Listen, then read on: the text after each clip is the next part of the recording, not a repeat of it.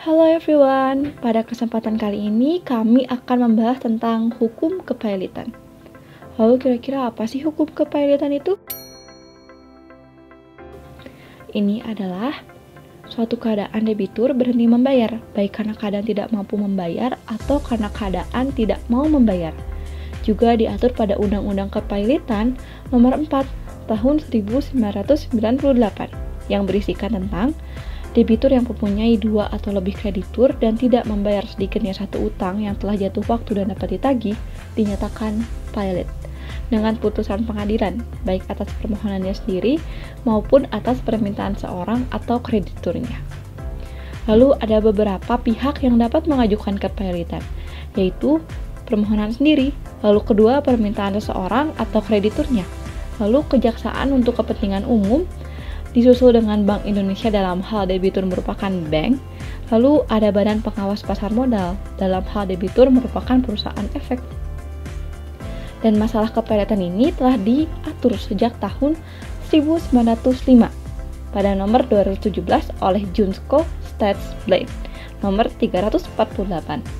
Karena adanya gejolak moneter atau disebut krisis moneter pada tahun 1997, maka pemerintah mengeluarkan Perpu di Indonesia, yaitu ada di nomor 1 tahun 1998 tentang perubahan atas Undang-Undang Kepailitan yang kemudian ditetapkan menjadi Undang-Undang nomor 4 tahun 1998 pada tanggal 9 September tahun 1998 yang saya sebutkan tadi.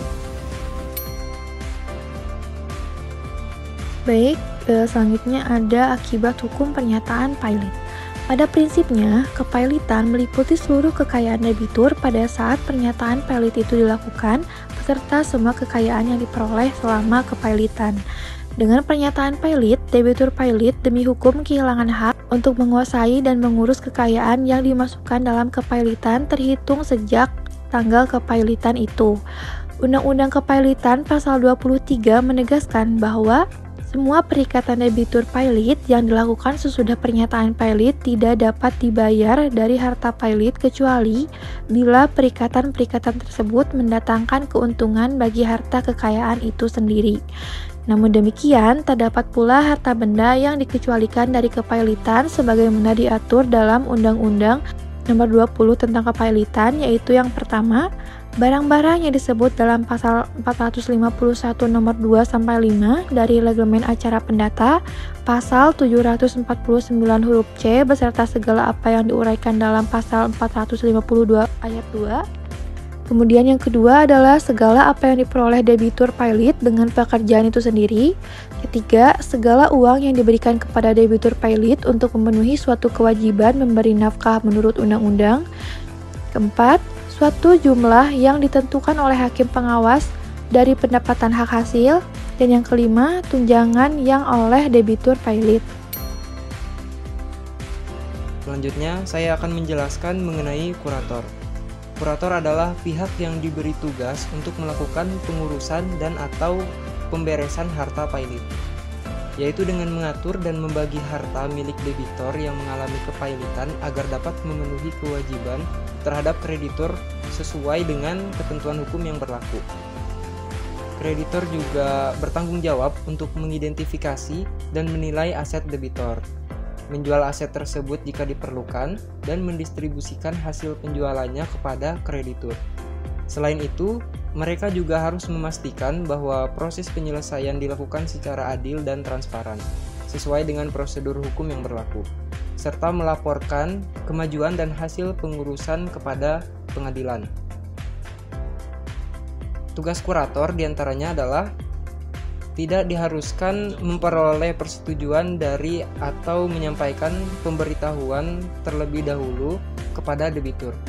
Nah, ini berarti bahwa pihak yang mengelola atau mengurus harta pailit tidak perlu menerima izin atau memberitahukan debitor yang pailit tentang tindakan tertentu yang mereka lakukan.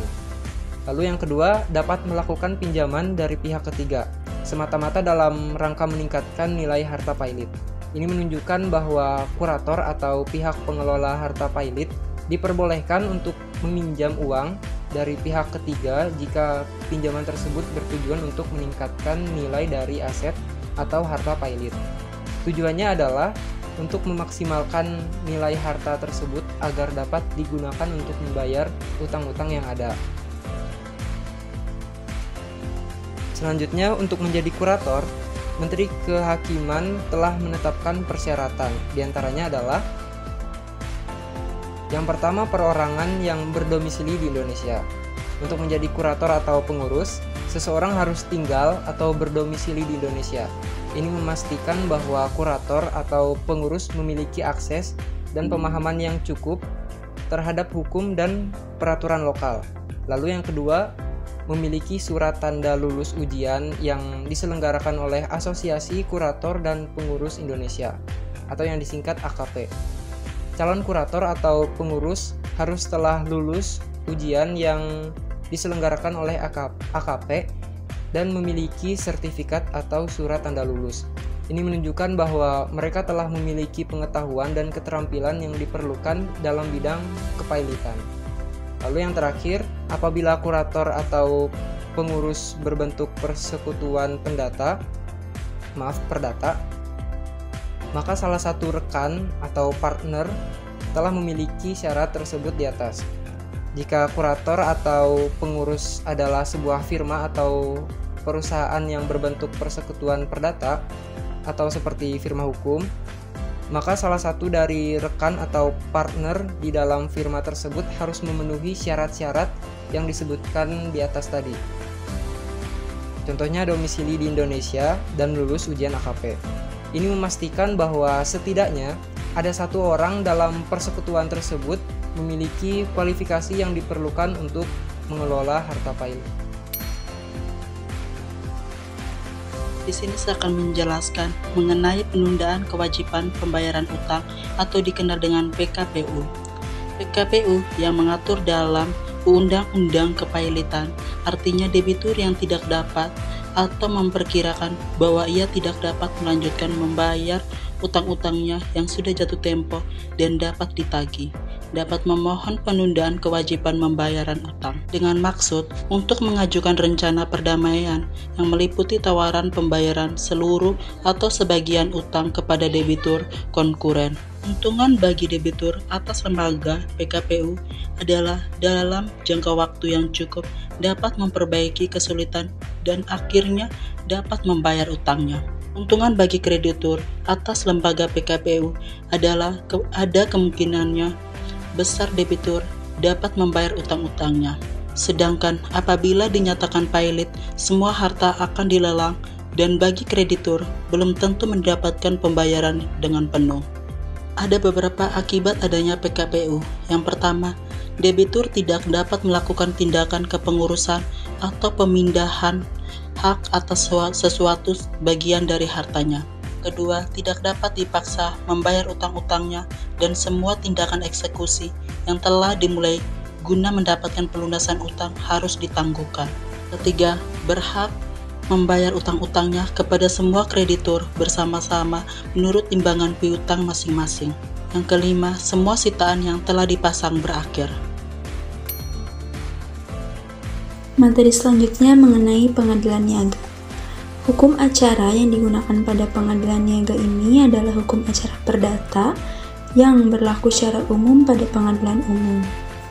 Jika dilakukan peninjauan kembali ke Mahkamah Agung, bisa dilakukan dengan syarat yang pertama, terdapat bukti tertulis yang baru, dan yang kedua, pengadilan niaga ini telah melakukan kesalahan berat dalam penetapan hukumnya.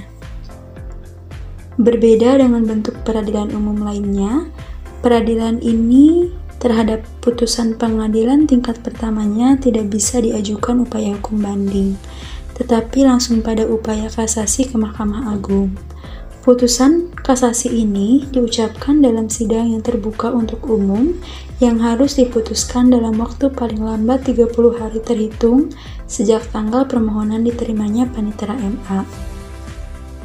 Hakim pengadilan niaga ini diangkat berdasarkan dengan surat keputusan Ketua MA dan itu mempunyai syarat yang pertama, telah berpengalaman sebagai hakim dalam lingkungan peradilan umum, yang kedua mempunyai dedikasi dan menguasai pengetahuan di bidang masalah-masalah yang mengenai lingkup kewenangan pengadilan niaga, Yang ketiga, berwibawa, jujur dan berkelakuan baik tidak tercela. Dan yang terakhir, telah berhasil menyelesaikan program pelatihan khusus sebagai hakim pada pengadilan niaga.